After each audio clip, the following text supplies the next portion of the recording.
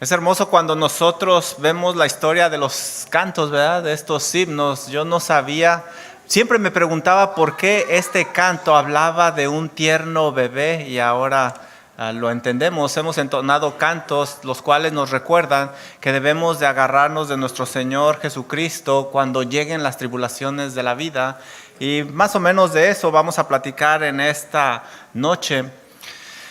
La historia nos indica algo interesante acerca de los grandes imperios del mundo. La mayoría de ellos enfrentaron grandes batallas contra grandes guerreros y nadie los pudo vencer. Siempre salieron victoriosos, pero la mayoría no lograron vencer a su peor enemigo, ellos mismos. La historia nos cuenta que la mayoría de estos imperios se debilitaron por dentro cuando tuvieron fracciones, cuando tuvieron problemas entre ellos mismos, se debilitaban, llegaba otro imperio y los conquistaba. Entre los imperios de la Edad Antigua, el más conocido es el Imperio Romano y es muy importante porque es el que aporta la cuna de nuestra civilización. La historia dice que su caída se debió a que se debilitaron precisamente por problemas internos políticos que ellos tuvieron. ¿Qué me dicen el pueblo de Israel? Estudiamos a través de la Biblia que fue una gran potencia y no fue sino hasta que llegó Roboam, hijo de Salomón, al poder, que hubo problemas entre ellos, se dividieron y terminaron cautivos. ¿Cuántas familias no han caído de la misma manera? Tristemente, enfrentan juntos crisis económicas, enfermedades, tragedias en la misma familia, hasta que llegan los enemigos internos. Es entonces cuando lo que no pudieron hacer los poderosos enemigos externos, hacen los internos y las familias caen en una manera dramática. ¿A cuántas iglesias no les ha pasado lo mismo? Crecen, se fortalecen, hasta que pierden el enfoque de la gloria de Dios, comienzan a tener problemas internos y caen sin poderse levantar. Cuando el enemigo no puede destruir desde afuera, intenta hacerlo desde adentro y lo hace con mucha fuerza. Y esto es lo que este capítulo nos va a enseñar. Por favor, abre tu Biblia en Nehemías capítulo 5. Mira cómo empieza este capítulo. Empieza con una palabra interesante. Empieza con la palabra entonces. ¿Entonces qué? Bueno, básicamente Nehemías está poniendo una pausa a su narración. En el capítulo anterior nosotros estudiamos que habían enfrentado una gran batalla contra los enemigos y habían logrado vencerlos valientemente. Se habían sobrepuesto a la burla de los enemigos que buscaba desanimarlos. También ellos se habían parado firmes ante la intimidación que buscaba que perdieran su confianza en Dios. También aprendimos que se habían mantenido de pie valientemente ante el miedo que buscaba paralizarlos y así detener la obra. En medio de esta intensa batalla externa, Nehemías hace una pausa a su narración y coloca la palabra entonces. Entonces, porque estaban a punto de librar una batalla muy peligrosa. Dice la Biblia en Nehemías capítulo 5, versículo 1. Entonces hubo un gran clamor del pueblo y de sus mujeres contra sus hermanos judíos. Las familias se fueron a quejar con Nehemías y era tan serio esto que hasta las mujeres fueron a quejarse, siendo que las mujeres usualmente estaban en silencio. Ellas también participaron de la queja. Ahora, esto no era pequeño. La reconstrucción de los muros estaba en peligro. La ciudad donde iba a llegar el Mesías estaba en peligro. Nehemías se estaba dando cuenta que se había presentado un nuevo enemigo que amenazaba la obra de Dios. El pueblo se había mantenido firme contra los enemigos externos, pero la pregunta es, ¿podrían mantenerse firmes contra los enemigos internos? A continuación, la Biblia describe los problemas que tenían internamente. Fíjense el versículo número 2. Había quienes decían: nosotros, nuestros hijos y nuestras hijas, somos muchos. Por tanto, hemos pedido prestado grano para comer y vivir. Las familias, para poder comer, habían pedido prestado, habían crecido y había una crisis económica. Versículo número 3 nos dice el segundo problema. Y había quienes decían: hemos empeñado nuestras tierras, nuestras viñas y nuestras casas para comprar grano a causa del hambre. Estas familias tuvieron que empeñar sus posesiones para poder comer. Tercer problema nos lo narra el versículo número 4. Y había quienes decían: hemos tomado prestado dinero para el tributo del rey sobre nuestras tierras y viñas. Otro grupo de familias habían pedido prestado para poder pagar los impuestos altos que exigía el rey. Versículo 5. Ahora bien, nuestra carne es como la carne de nuestros hermanos como sus hijos. En otras palabras, ellos están diciendo: hey, somos familia, somos hermanos, deberíamos de habernos ayudado, pero no fue así. La siguiente parte nos narra el cuarto problema. Y he aquí que nosotros dimos nuestros hijos y nuestras hijas en servidumbre. Y algunas de nuestras hijas lo están ya y no tenemos posibilidad de rescatarlas.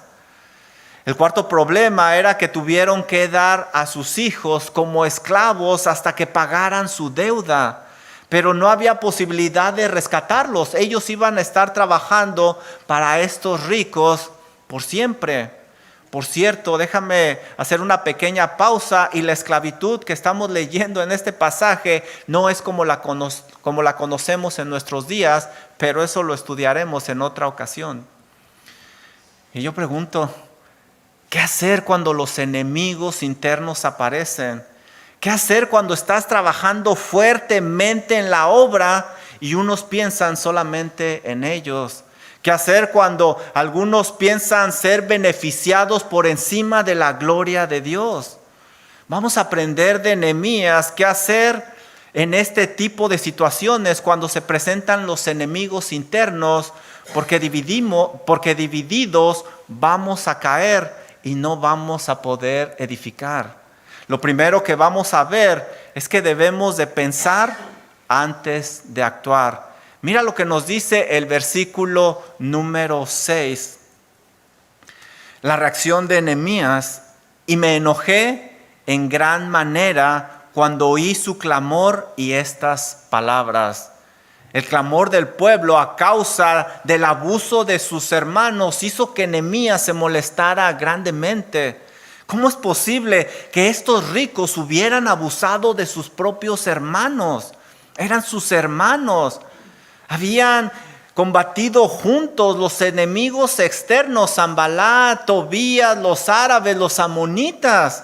Pero ahora había que enfrentar los enemigos internos que eran muy poderosos: la ambición y el egoísmo.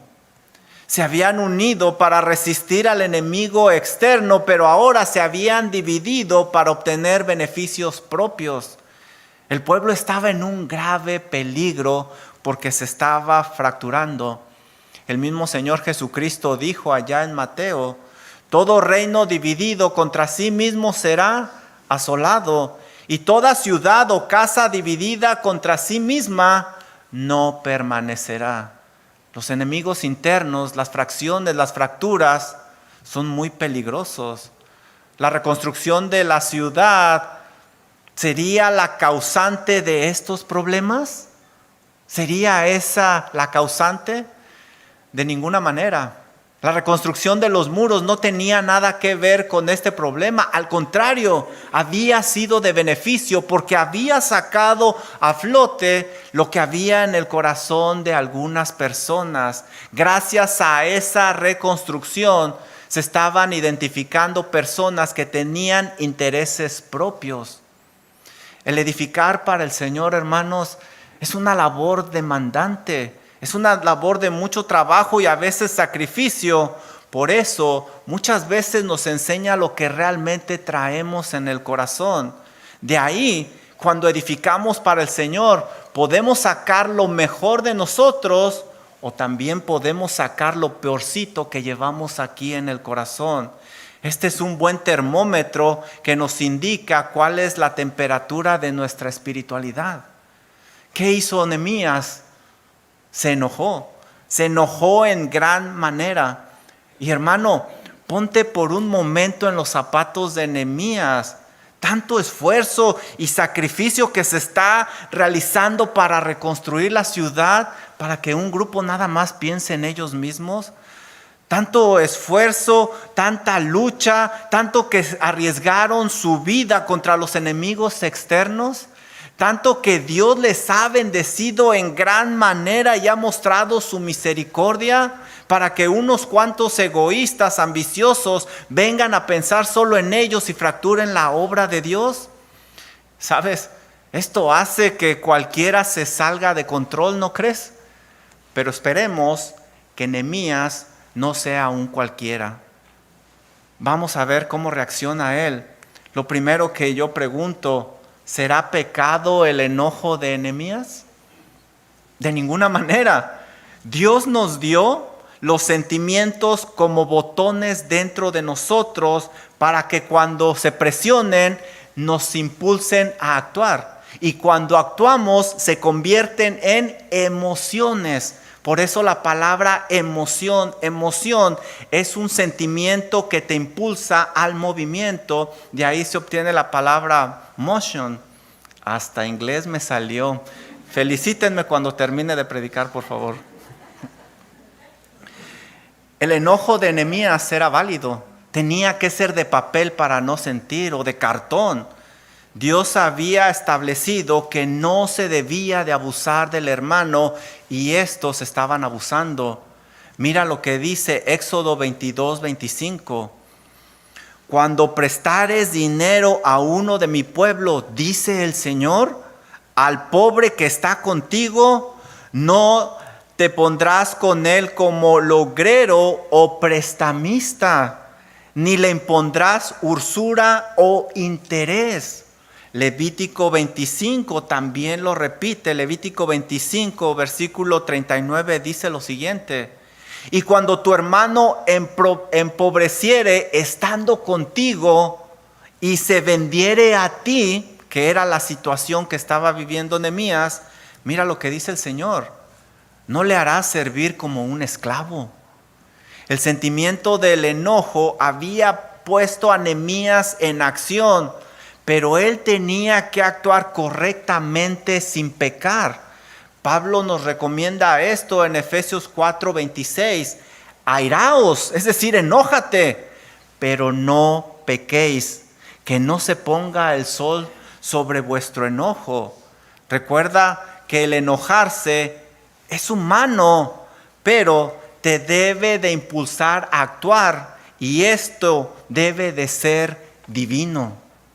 Lo siguiente que hará Nehemías con el enojo será sumamente importante, porque si se deja llevar por sus impulsos, o fractura más la relación entre el pueblo, o actúa bíblicamente y busca la unidad aplicando correctamente la palabra de Dios. ¿Qué hizo Nehemías? Fíjate el versículo número 7. Entonces lo medité. La acción que toma Nehemías es simplemente impresionante y digna de ser imitada. Él no actúa impulsivamente, aunque tenía razones para hacerlo, como lo vimos. Nehemías no se enojó y luego actuó, sino que se enojó, meditó, que esta es la parte que usualmente no hacemos, y después actuó. El diccionario define la palabra meditar como concentrar todos los pensamientos en un solo punto para comprender correctamente la situación. Esto es lo que hizo Nehemías. Seguramente Nehemías como lo conocemos, pensó profundamente, basado en la palabra de Dios, cómo iba a enfrentar este problema. Y seguramente, aunque no se nos dice, la meditación en la Biblia va muy relacionada con la oración. No es como la meditación de nuestros días, y eso ya lo hemos estudiado en algunas otras ocasiones. El momento de tensión sacó lo que verdaderamente había dentro de Nehemías, así como los momentos de tensión van a sacar lo que verdaderamente hay dentro de ti. Nehemías pensó profundamente lo que haría en lugar de dejar que el enojo lo manejara a él y que pasara a una ira ciega. Mira lo que dice el libro de Proverbios, Proverbios 14:29. El que tarda en airarse es grande de entendimiento. Proverbios 15:18 dice: el hombre iracundo promueve contiendas o problemas, mas el que tarda en airarse apacigua o calma las rencillas. Proverbios 16:32. Mejor es el que tarda en airarse que el fuerte. ¿Sabes? Yo quiero ser como este tipo de personas que describe el libro de Proverbios. Mi anhelo es ser como Nehemías, que el enojo no me maneje hasta que pierda la cordura. Yo quiero poner paz, como dice el libro de Proverbios. Yo quiero ser ese que dice el libro de Proverbios, que es mejor que el fuerte. Querido hermano, el enojo es un termómetro común que usa Dios en la vida de los creyentes para indicar su nivel espiritual. ¿Sabes? Tienes todo lo necesario para actuar como Nehemías, para que pienses antes de actuar. Dice Gálatas 5:22, mas el fruto del Espíritu es, y nos brincamos hasta el 23 y dice, templanza, es decir, dominio propio, es decir, el poder tranquilizarte. El Espíritu Santo mora en nosotros. Tenemos lo necesario para no sobreactuar. Aunque tú no seas culpable de la situación de ese enojo, como en el caso de Nehemías, sí serás culpable ante Dios si actúas en una manera incorrecta. Medita antes de actuar. Hay que controlar ese enojo antes que el enojo nos controle a nosotros. ¿Qué hacer cuando los enemigos internos aparecen? ¿Qué hacer cuando has estado trabajando fuertemente en la obra, edificando algo para el Señor y algunos piensan solo en ellos mismos? Lo primero que debemos de hacer, como vimos con Nehemías, es meditar. Y después debemos de enfrentar la situación con la palabra de Dios. Porque divididos no vamos a poder edificar. Al contrario, vamos a caer rotundamente. Y este va a ser nuestro punto número 2. Enfrenta la situación con la palabra de Dios. Miren lo que hace Nehemías, versículo número 7. Entonces lo medité y reprendí a los nobles y a los oficiales y les dije, ¿exigís interés a vuestros hermanos? Nehemías enfrenta valientemente a los responsables y vaya que no era cualquier tipo de personas. Eran los ricos, eran los nobles y les recuerda que están oprimiendo a sus propios hermanos. Versículo número 8, mira lo que nos dice. Y les dije, nosotros según nuestras posibilidades rescatamos a nuestros hermanos judíos que habían sido vendidos a las naciones. Y nosotros vendéis aún a vuestros hermanos y serán vendidos a nosotros. Nehemías les recuerda que ellos eran esclavos, ellos mismos habían salido de la cautividad y habían salido de una cautividad para entrar a otra. Eso no estaba bien. Habían llegado de Babilonia donde estuvieron cautivos por 70 años. Dios había tenido misericordia de ellos y les había permitido regresar a Jerusalén. Pero ellos no habían tenido misericordia de sus propios hermanos. ¿Cómo era esto posible? Mira lo que nos dice el texto. ¿Cuál es la respuesta de estos nobles? Y callaron, pues no tuvieron que responder. El argumento de Nehemías fue tan contundente que ellos no pudieron decir nada. Ellos habían quebrantado la palabra de Dios. Ahora, Nehemías, después de haberles ayudado a ver su pecado, va a dar un paso de suma importancia.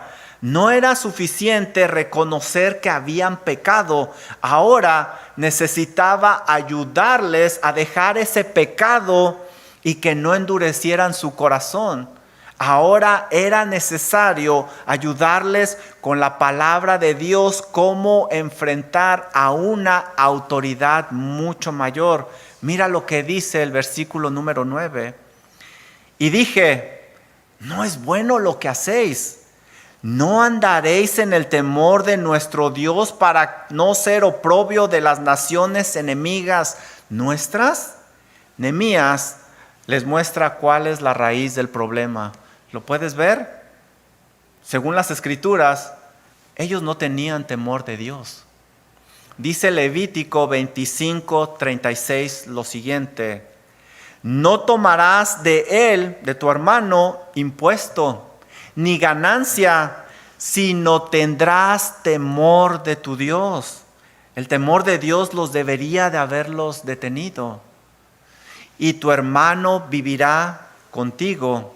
Levítico 25:43 dice lo siguiente: no te enseñorearás de tu hermano con dureza. Debían de tener misericordia, sino tendrás temor de tu Dios. Si hubieran tenido temor de Dios, no hubieran abusado de sus hermanos, porque Dios se los había advertido en su palabra. Si no se arrepentían, dice este pasaje, les dice Nehemías, van a regresar ustedes a hacer la burla de las naciones. ¿Sabes por qué no dejas el pecado en tu vida, aún sabiendo que está mal a la luz de las Escrituras? Por la misma razón, porque no tienes temor de Dios. ¿No crees lo que la Biblia dice acerca de nuestro Dios, que es digno de todo temor y respeto? Déjame darte algunos ejemplos. Hebreos 10:31. Horrenda cosa es caer en manos del Dios vivo, pero no lo crees. Por eso sigues en el pecado. Hebreos 12:6. Porque el Señor al que ama disciplina y azota a aquel que recibe por hijo, pero no lo crees. Por eso, como este pueblo, sigues en el pecado. Hebreos 12:29, porque nuestro Dios es fuego consumidor, pero no lo creemos. Por eso hacemos lo que hacemos. Escucha el consejo de la palabra de Dios y sé sabio. Dios es digno de todo respeto y de todo temor. Proverbios 1:7 dice que el principio de la sabiduría es el temor a Dios, el temor al Señor. Pero los insensatos desprecian la sabiduría y la enseñanza. No te engañes. Recuerda lo que le pasó a Saúl, a David, a Sansón y quizás a algunos a tu alrededor por no tener temor de Dios. Después de que Nehemías les mostró cuál es la raíz del problema y de que iban a dar cuentas a Dios, les indica cómo regresar al buen camino. Mira el versículo número 10. También yo y mis hermanos y mis criados les hemos prestado dinero y grano. Nehemías también les había prestado. El problema no era prestarles, sino el abuso que estaban haciendo estos nobles. ¿Qué es lo que dice Nehemías? Quitémosle ahora este peso. Os ruego que le devolváis hoy sus tierras, sus viñas, sus olivares, sus casas y todo, hasta que les perdonaran el impuesto. Nehemías propone que perdonaran la deuda y que les devolvieran todo a sus hermanos, que les quitaran esa pesada carga. Qué gran ejemplo de este líder temeroso de Dios, que no decía, hagan como yo digo, sino que decía, hagan como yo hago. Él se presentaba como ejemplo. Ahora la pregunta es, ¿estarían estos nobles ricos dispuestos a perder toda esa ganancia? ¿Vencerían estos nobles ricos a esos enemigos internos llamados ambición y egoísmo? ¿Tú qué crees? Si realmente ellos temían a Dios, se iban a arrepentir de su pecado y iban a alcanzar misericordia. No es suficiente que te sientas mal acerca de tu pecado. También debes demostrar un genuino arrepentimiento por medio de tus acciones, y es lo que va a hacer este pueblo. Miren el versículo número 12. Y dijeron: lo devolveremos, y gloria a Dios por esto. Qué gran victoria cuando alguien se arrepiente, cuando alguien busca la unidad. Lo devolveremos y nada les demandaremos. Haremos así como tú dices.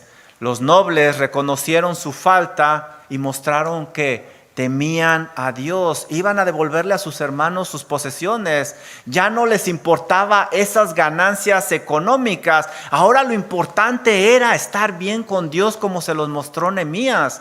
El pueblo que estaba fracturado ahora se estaba restaurando y se estaba unificando para poder seguir edificando. ¿Sabes? En verdad, Dios nos dé corazones nobles como los de estos que estamos leyendo, para reconocer cuando hemos obrado mal, para cuando vengan estas situaciones poder decir: perdón, me equivoqué, gracias por hacerme ver esto. Dios nos ayude a que no seamos tropiezo para el pueblo de Dios. Al contrario, que seamos de este tipo de personas que contribuyen a la unidad para resistir al enemigo y seguir edificando para la gloria de Dios. Versículo número 12. ¿Ustedes creen que Nehemías se detuvo ahí? Miren lo que hace Nehemías. Es un hombre muy usado por Dios.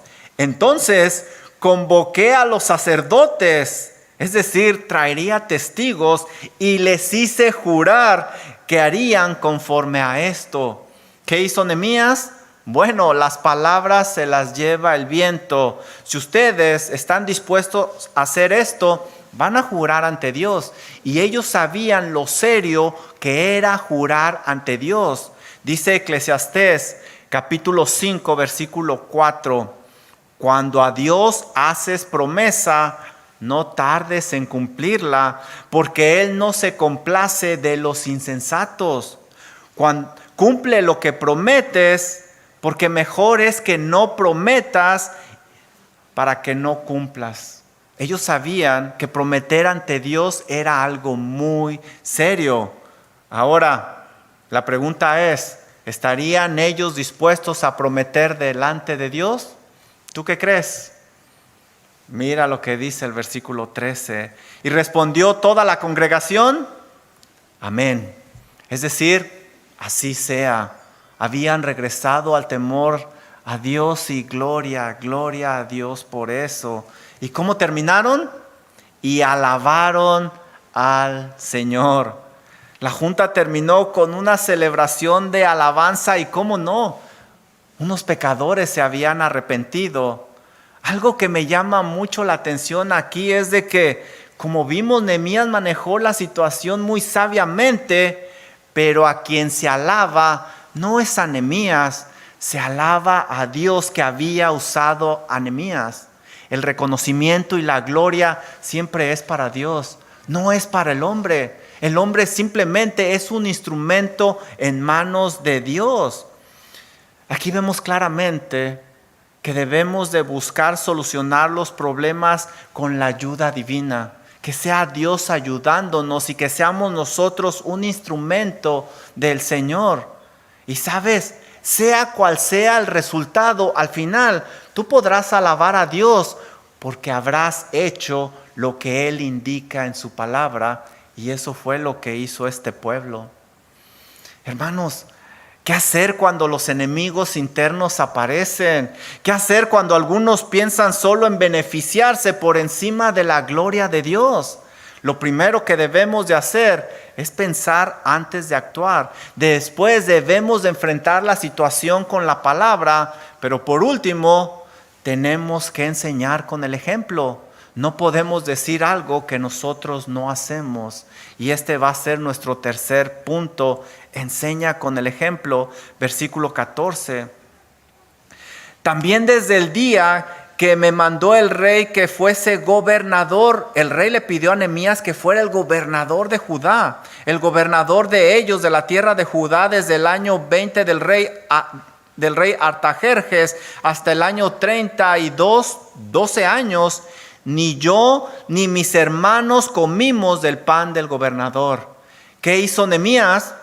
Él no les cobró impuesto. Al contrario, quería ayudar al pueblo de Dios. Sabía que para eso Dios lo había puesto.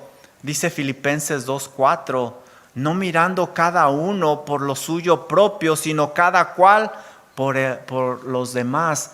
Este es Nehemías. Este Nehemías fue un ejemplo de un gobernador piadoso, temeroso de Dios. Versículo 15. Pero los primeros gobernadores que fueron antes de mí abrumaron al pueblo y tomaron de ellos por el pan y por el vino más de 40 siclos de plata. Es decir, les cobraron una fortuna. Aún sus criados se enseñorearon del pueblo. Nehemías indica que los gobernadores anteriores habían saqueado al pueblo. Esto explica la razón por la cual los ricos y nobles estaban exprimiendo al pueblo. Habían aprendido de estos gobernadores corruptos, pero ahora estaba al frente un hombre temeroso de Dios. ¿Qué fue lo que hizo que Nehemías gobernara de una manera diferente, pensando en el pueblo? El siguiente versículo nos da la clave. Pero yo no hice así a causa del temor a Dios. Nehemías tenía un respeto tal a Dios que no podía abusar de su pueblo. Al contrario, él quería ayudarlos. Él no era igual a los demás. Él era un siervo de Dios temeroso que hacía visible ese temor a través de sus obras. Los gobernadores anteriores no tenían temor a Dios, por eso hacían lo que les placía. Nehemías mostró un gran ejemplo de cómo se debe de temer a Dios. Y yo te pregunto, ¿qué ven los demás en ti? ¿Ven algo diferente o tú eres como los demás? Dios quiera que tú hagas visible a través de tu vida que realmente temes a Dios como Nehemías. Versículo 17, otro gran ejemplo de Nehemías. Además, 150 judíos y oficiales y los que venían de las naciones que había alrededor de nosotros se sentaban a mi mesa. En lugar de cobrarles, Nehemías está alimentando a 150 judíos y extranjeros. Y con todo esto nunca requerí el pan del gobernador porque la servidumbre de este pueblo era grave.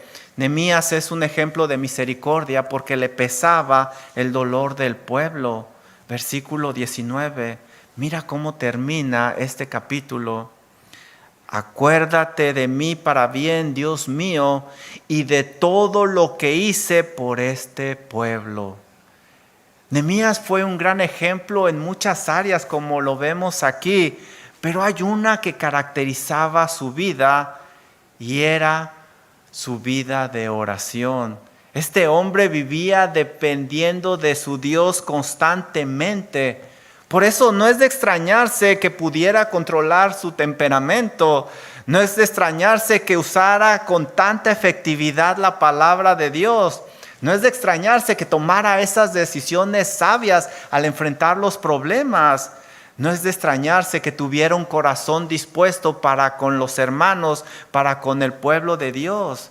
Y no es de extrañarse que él hiciera visible su temor a Dios. Este varón era un hombre de oración. Y es que él oraba constantemente, como lo hemos estado viendo. ¿Cómo va tu vida de oración? Quizá esa es la razón por la cual tomas las decisiones que estás tomando. Dios quiera que seamos como Nehemías. Mira su oración. Acuérdate de mí para bien, Dios mío, y de todo lo que hice por este pueblo. ¡Wow! ¡Qué oración! Si no pones atención, quizás pudieras malinterpretarla. Nehemías no estaba buscando el reconocimiento del hombre, sino la aprobación de Dios. Acuérdate de mí para bien, Dios mío. Él sabía que esa bendición de Dios era la que enriquecía. Dice Proverbios 10:22 que la bendición del Señor es la que enriquece y no añade tristeza con ella.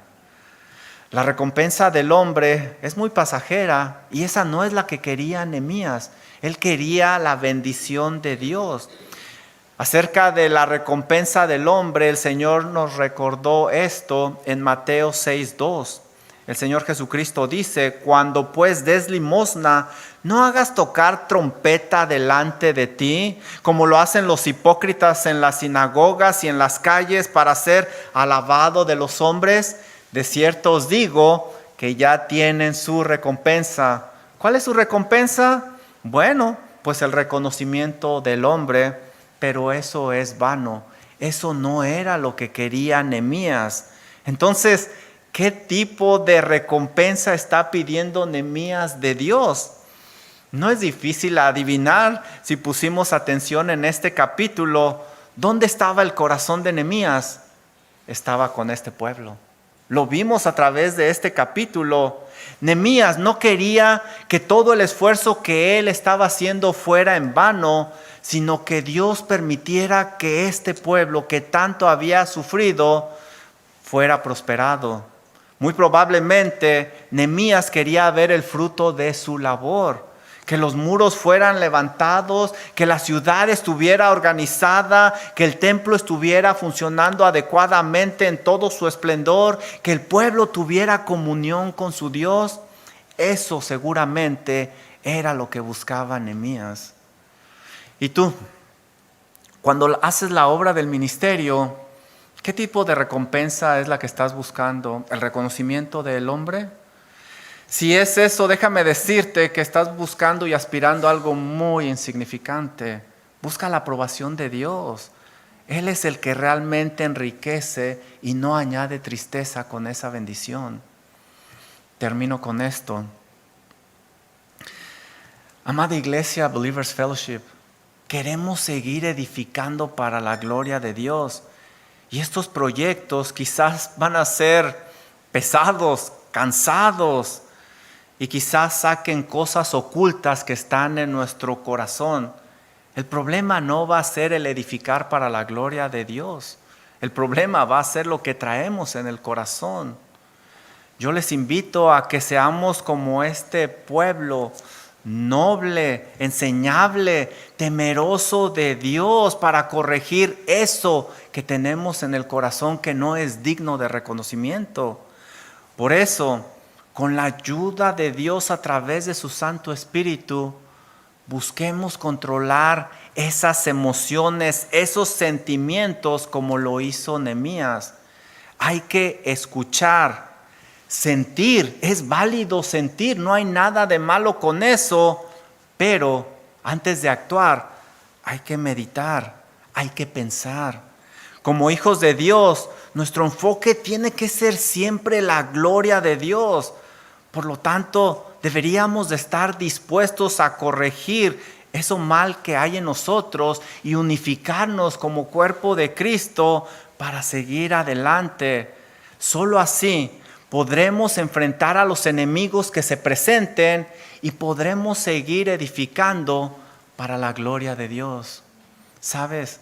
Este mismo principio lo puedes usar en tu familia.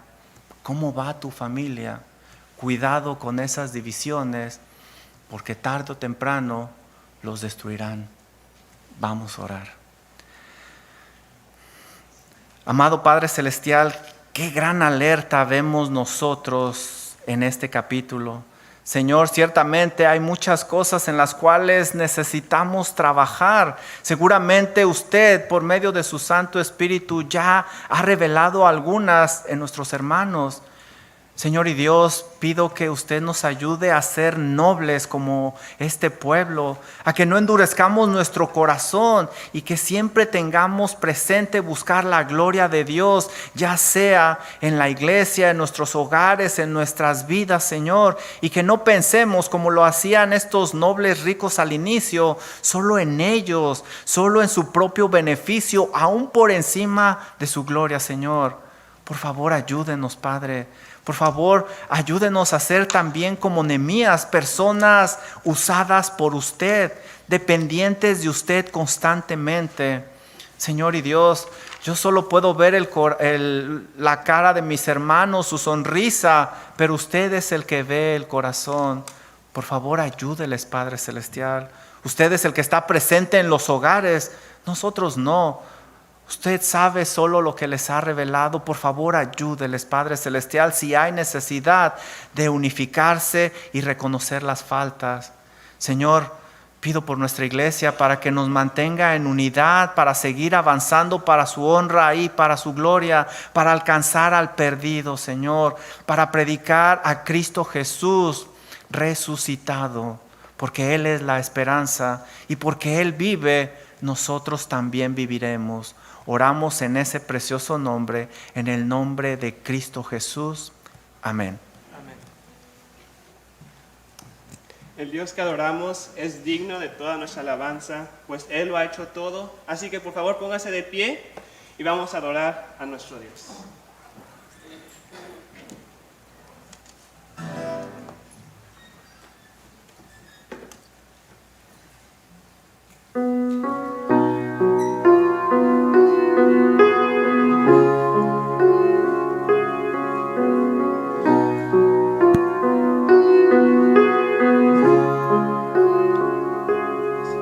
El Dios que hizo los cielos y la tierra, con el poder de su palabra, reina con autoridad. El Dios que aun los vientos le obedecen, una palabra suficiente para los muertos levantar. Nadie es como Él, oh grande yo soy. Tú eres el Dios que adoramos, todopoderoso y soberano, grande en misericordia y poder para salvar. Tú eres el Dios que adoramos, quien derrotó la muerte y el pecado. Glorioso Redentor y Rey, te adoramos.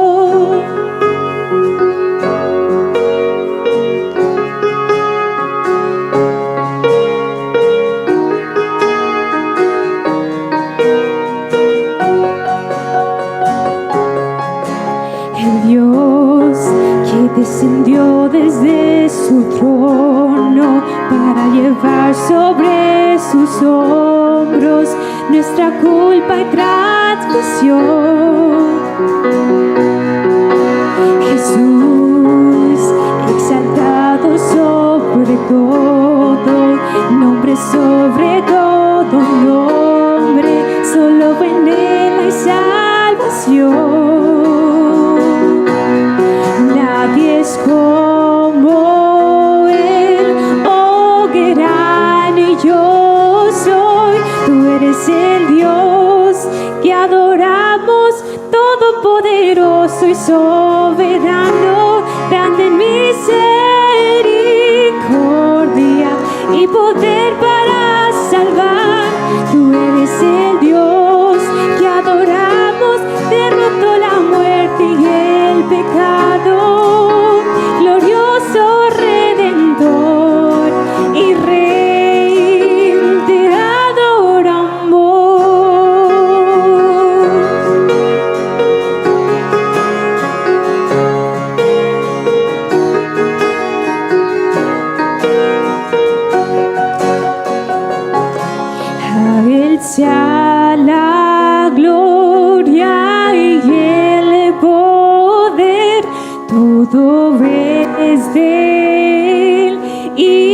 para Él, a Él sea la gloria y el poder, todo es de Él y para Él. Tú eres el Dios que adoramos, todopoderoso y soberano, grande en misericordia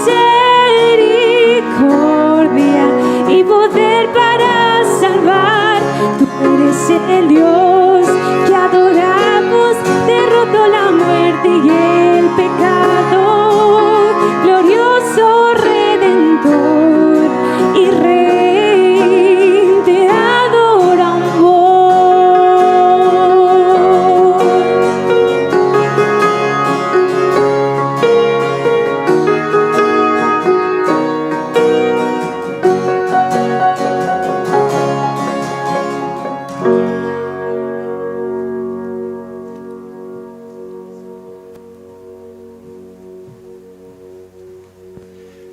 ¿Quién aprendió algo edificante?